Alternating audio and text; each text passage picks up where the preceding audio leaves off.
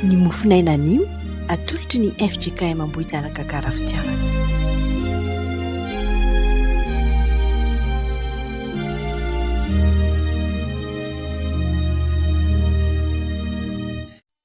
Ry hava-malala ao amin'ny tompo dia mbola ho ampitomboana ho aminareo mandrakariva ny fahasoavan'i Jesosy Kristy, ny fitiavan'Andriamanitra iray ary ny fampahirezana avy amin'ny fanamasina. Amen. Ndeha hiara-iombom-bavaka isika. Ry Andriamanitra Ray Zanaka Fanamasina dia mbola faly misaotra midera mankalaza ary manome voninahitra ny anaranao izahay amin'izao maraina izao. Misaotra anao izahay no nitahinao anay tamin'iny alina iny ka nanomezanao anay torimaso mamy. An'ity anio ity koa dia misaotra anao noho ny amin'ny famindraponao izay mbola nanomezanao tombonandrom-pahavelomana ho anay tsirairay avy. Misaotra anao koa izay Tompo satria velonay hatrampamonjena. Ankehitriny dia mbola mifona satria mahatsiaro fady tsy tanteraka mandrakariva izahay manoloana ny sitraponao. Izany indrindra no anatonanay anao amin'izao maraina izao. Mifona aminao izahay mamelany heloka tsirairay avy mamindrafo aminay. Dia diovy amin'ny ranao izahay Jesosy Kristy ho afaka amin'ny tsy fahamarinanay rehetra. Dia misaotra anao sahady izay Jesosy satria mahatoky izahay fa voavelany helokay. Raha maky sy handreny teninao ary izahay amin'ity maraina ity dia mangataka indrindra ny fahafenoan'ny fanamasina ao anatinay tsirairay avy. Indrindra Tompo izao izay hamaky sy hizara izany amin'ny mpianakavin'ny finoana dia ianao Tompo no hametraka ny teny rehetra eto am-bavako. Aoka ny sitraponao irery ihany no voambarako amin'ity anio ity. Ary ireo mpiaino izay mangetaeta fatratra izany teninao izany dia mba hitoetra betsaka ao anatiny anie izany teninao izany fa tsy handalo fotsiny ihany. Dia izany teninao izany dia entinay indray hamaky vakiana ity tontolo andro izay diavinay ity. Dia misaotra Tompo amin'ny anaranao Jesosy nanaovana ny vavaka. Amen. Ny mofinaina izay ho vakiana amin'ity anio ity ry havana dia ny salamo faha-efapolo ny andininy voalohany ka hatramin'ny fahafolo izay mivaky toy izao amin'ny anaran'i Jesosy. Ny andro dia ny andro an'i Jehovah aho ary nitodika nitsinjo ahy izy ka nandre ny fitarainako. Dia napakatra ahy avy amin'ny lavaka fandringanana izy, eny, amin'ny fotaka mandrevo. Ary mampitoetra ny tongotro eo ambony vatolampy izy ka nampijoro ahy. Ary nanisy firam-baovao teo am-bavako izy ary fiderana an'Andriamantsika. Maro no nahita sy natahotra ahy ary nahatoky an'i Jehovah. Sambatra izay olona manao an'i Jehovah ho tokony ka tsy mivily ho amin'ny mpiavonavina na mpivadika ho amin'ny lainga. No hamaroinao ny fahagaganao sy ny hevitrao izay nataonao ho anay Jehovah Andriamanitra. Tsy misy azo ampitahana aminao. Raha tiako ambara sy holazaina ireny dia indro maro loatra izy ka tsy tambo isaina. Ny fanatitra latsa-drà sy ny fanatitra hohanina tsy mba sitraka ao. Ny sofiko nataonao malady. Ny fanatitra dorana sy ny fanatitra nonota tsy mba ilainao. Dia hoy izao, inty aho tonga ao amin'ny horonam-boky no hanoratana ahy. Ny hanao ny sitraponao Andriamanitra no sitrako ary ny lalànao no ato anatiko. Efa nilaza teny mahafaly ny amin'ny fahamarinana teo amin'ny fiangonana lehibe aho. Indro ny molotro tsy mba nakomboko. Jehovah, ianao no mahalala. Ny fahamarinanao tsy mba nafeniko tato am-poko. Ny fahamarinanao sy ny famonjenao no nambarako. Tsy nanafina ny famindraponao sy ny fahamarinanao tamin'ny fiangonana lehibe aho. Amen. Ray masina, manamasinana ahy amin'ny fahamarinana, ny teninao no fahamarinana. Amen. Ry hava-malala ao amin'ny Tompo, ny lohahevitra izay mbanjintsika amin'ity volana ity moa ry havana dia lohahevitra vaovao manao hoe hiaino ny toe-panahy araka an'Andriamanitra.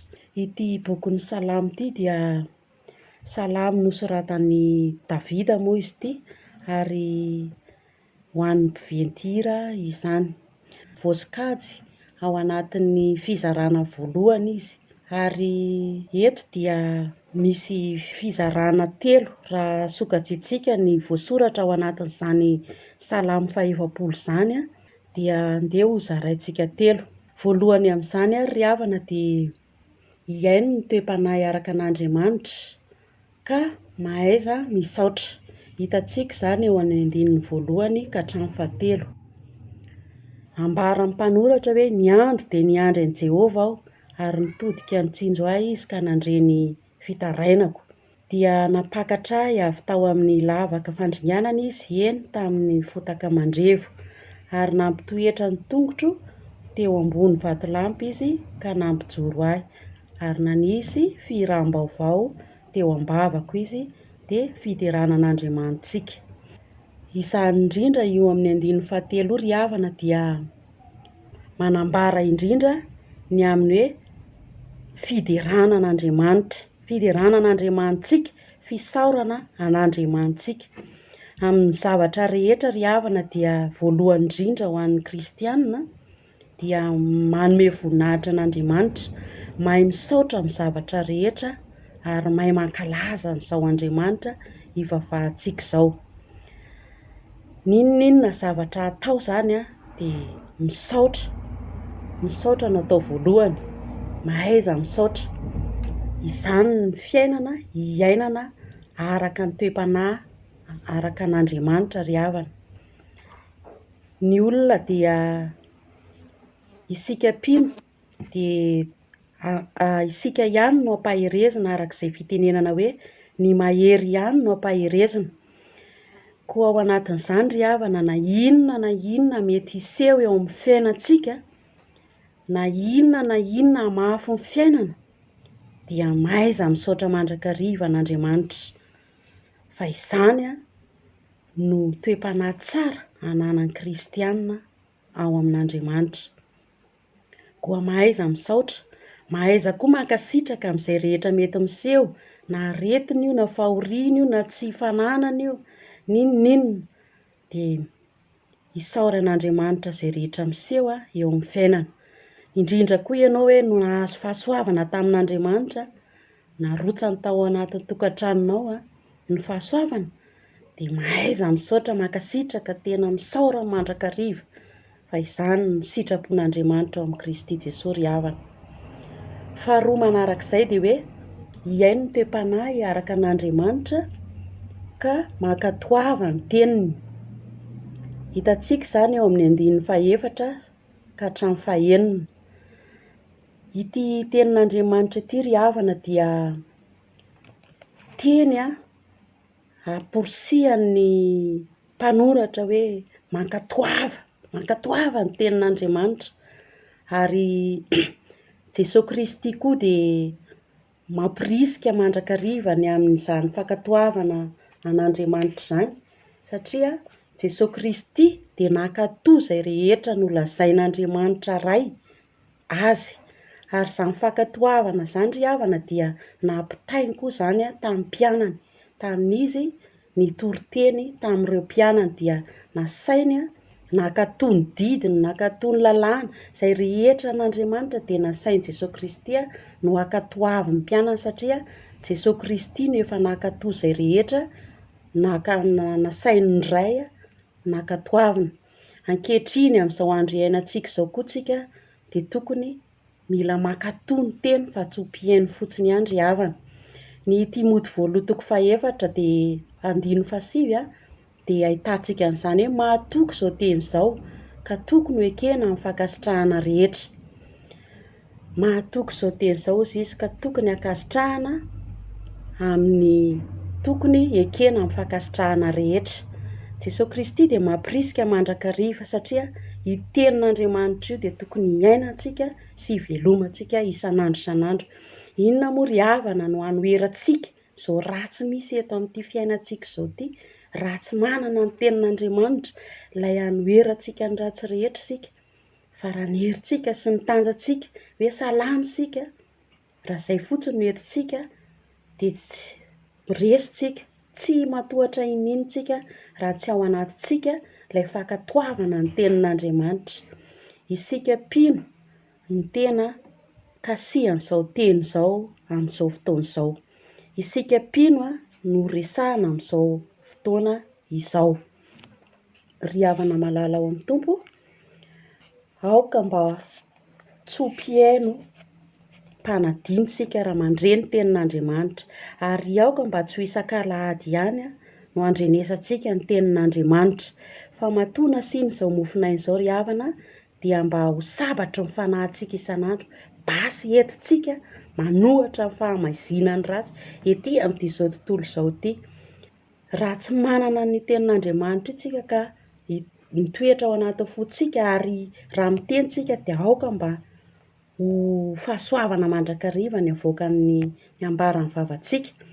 Fa raha fa mahatoky ny tenin'Andriamanitra isika ka mankatoy izany dia ho azontsika tokoa izany hoe valim-bavaka, hoe inona no angatantsika amin'Andriamanitra, azahoantsika valim-bavaka. Dia ny fiainana, hiainana ao amin'ny tenin'Andriamanitra, tenin'Andriamanitra hiainana mandrakariva, izany no azahoantsika valim-bavaka, izany no azahoantsika fitahiana, izany no azahoantsika fahasalamana.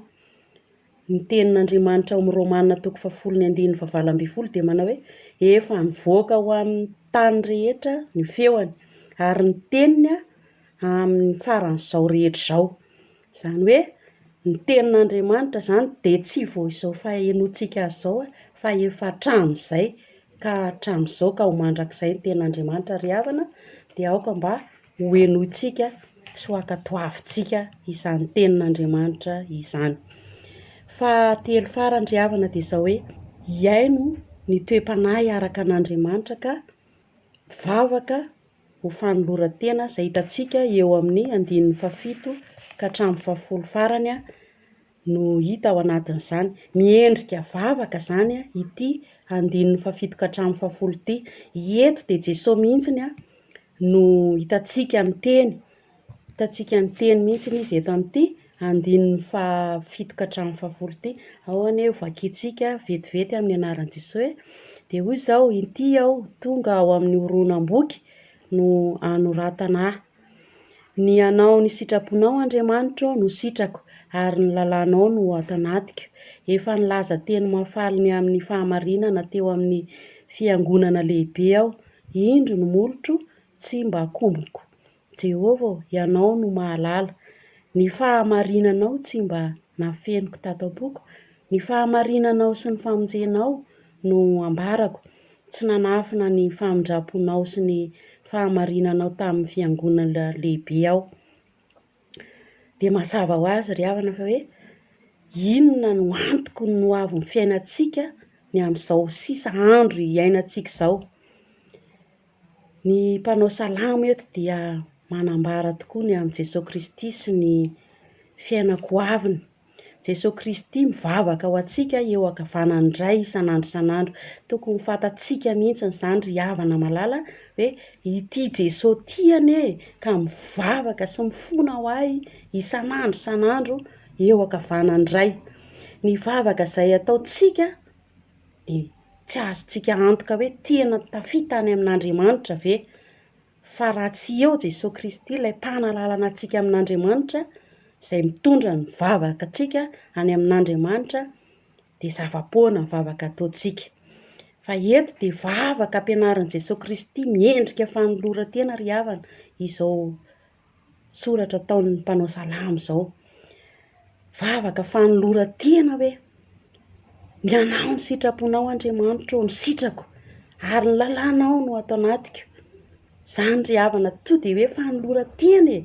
Tonga dia mangotsongotsika mihitsy ny fonao raha mandray izany ianao amin'izao fotoana izao. Andriamanitra dia mihaino ny vavaka, mahaino ny fitarainantsika mandrakariva.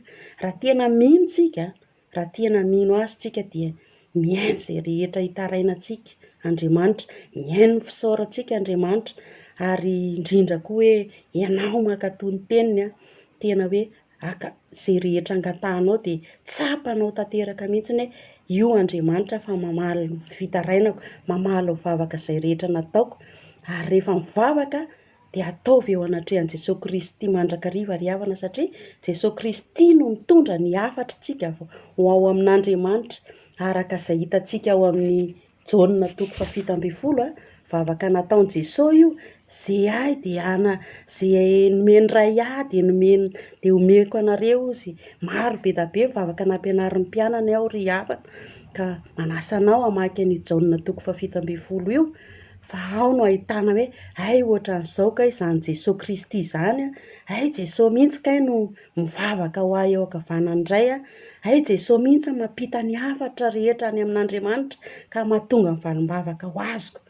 Ka na inona ry havana tianao angatahana eo anatrehan'ny Tompo dia resahany Jesosy ianao, mankatoava ny teniny ianao, ary ny fanoloran-tenanao dia aoka io isan'andro, ary sika dia tokony hiavao mandrakariva.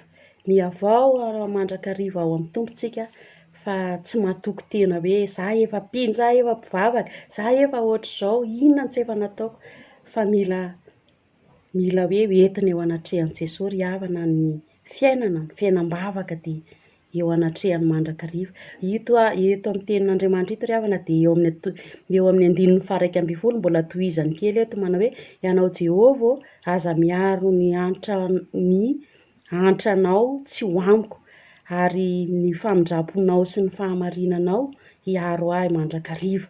Hitanao amin'izany ry havana, izany ny fahatsarana ao amin'Andriamanitra, izany ny fahatsarany Jesosy Kristy izany hoe aza miaro ny antranao tsy ho ato amiko.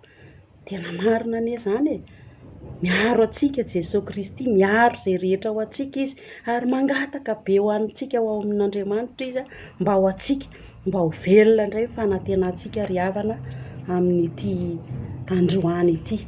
Koa manasa anao mandrakariva ry havana, hiaraka hoe azoto hisaotra an'Andriamanitra isika, hivavaka mandrakariva ao amin'Andriamanitra amin'ny alalan'i Jesosy Kristy, izay rehetra ataontsika dia atao amin'ny anaran'i Jesosy Kristy, amin'ny heriny fanamasina izany ry havana, ary koa mahay misaotra mandrakariva, indrindra ny fanoloran-tenantsika dia tokony ho isan'andro. Dia ho an'Andriamanitra irery voninahitra. Amen.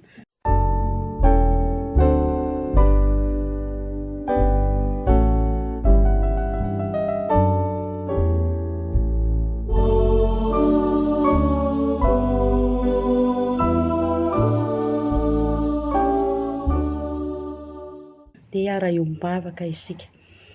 Tompo dia mbola misaotra anao zahay noho ny amin'izany teny fahamarinanao izany, teny tsy misy kilema tokoa ny teninao, ary teny maharitra mandrakizay, teny hiainana sy hivelomana ary nariana izao rehetra izao Tompo.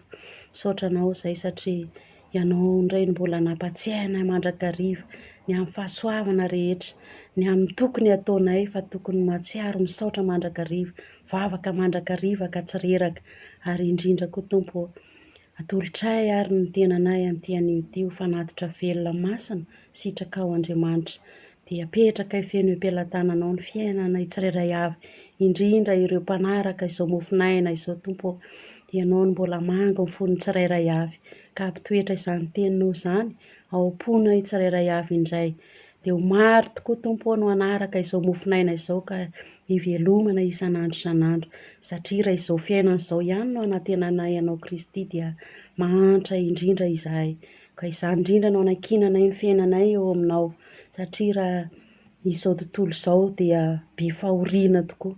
Hitanay eto amin'izao tontolo izao avokoa, izao fahoriana rehetra izao, nefa mahatoky izahay, ary ianao mbola nanome toky anay fa handresy izao tontolo izao ianao Jesosy Kristy. Mivavaka ary izahay Tompo ho an'ny olona rehetra izay mandray izao teny izao. Ianao mbola hanome fahasoavana mandrakariva, hampirotsaka be da be izany ao an-tokantrano tsirairay avy, ary entinay ambavaka ihany koa Tompo ireo manam-pahoriana, ireo izay mangetaheta ankehitriny, izy ireo izay ory sy malahelo, ninona iantsona amin'ny fahoriana Tompo dia ianao no malala ny hevitra hiverana ny tsirairay avy, fa ny azonay antoka dia hoe ampo anay ny fahasoavanao. Mivavaka izay ho an'ny fiangonana FJKM manerana izao tontolo izao dia petraka eo am-pelantananao ireny ny asa Tompo, indrindra ny fitoriana ny filazantsara dia ianao no mbola angatahnay hampiroborobo izany. ka tsy verina foana any aminao ny teninao raha tsy efa nanony tanteraka izay nanorahanao izany. Dia apetraka eo am-pelantananao koa Tompo ity firenena ity, izay firenena mahantra, feno ota, feno fahamasinana tokoa izao firenena izao. Andriamanitra ankinay eo am-pelantananao izany firenena izany. Ianao no hanavao sy hanafaka indray ny faharatsiana rehetra eto amin'ity firenena ity. Ianao no handrava sy handrodana ny izay tsy sitraponao eto amin'ity firenena ity. Mba ho firenena ankatoa ny teninao, mba firenena ho masina satria masina ianao Andriamanitra. Dia ampioreno eto mandrakariva ary Tompo ny finoananao Jesosy Kristy, mivavaka izay Tompo amin'izao fisotrondronono mpitandrina izao. Ianao no mahalala ny hevitra hiverana mandrakariva, andamina ny fandaminana rehetra, indrindra Tompo ireo vinavina rehetra izay fikasana rehetra, dia ianao no hatanteraka satria mahay zavatra rehetra ianao. Ary rehefa nampianatra anay ianao fa hankino amin'ny Jehova ny lalanao, dia ho tanteraka sy ho lavorary izany. Ankinonay sy apetraka eo am-pelantananao Tompo izany fisotrondronono mpitandrina izany, mba ho tanteraka i fiangonana eto amin'ity fiangonana izay ivavahana ity. Dia izay rehetra fantatrao fa mahasoa anay tsirairay avy ary, dia ianao no ameno banganay rehetra. Izany vavaka izany dia ataonay amin'ny anaran'i Jesosy Kristy, ary ombonanay ny vavaka nampianaran'ny Tompo manao hoe: Rainay izay ny lanitra, ho amasina ny anaranao, ho tonga ny fanjakanao, atao any sitraponao, itiakamtany ny lanitra, mionay mizay amin'sazo aminay, ary mandelany elokay, tahaka ny amelany izay taminay, ary azatotranay amin'ny fakapana, fa manafahanay amin'ny ratsy, manao fanjakana sy mihery, ary amin'ny voninahitra mandrakizay. Amen. Ho tononona aminareo ry havana ny tsodranomasina izay avy amin'ny Jesosy Kristy manao hoe: fa Andriamanitra ny faharetana sy ny fiononana ny hampiray hevitra anareo araka ny Kristy Jesosy, mba ho saina iray sy vava iray no iarahanareo mankalaza an'Andriamanitra rain'i Jesosy Kristy Tompontsika. Amen. Dia ho an'Andriamanitra irery voninahitra, amin'ny aran'ny Ray sy ny Zanaka ary ny Fanahy Masina. Amen.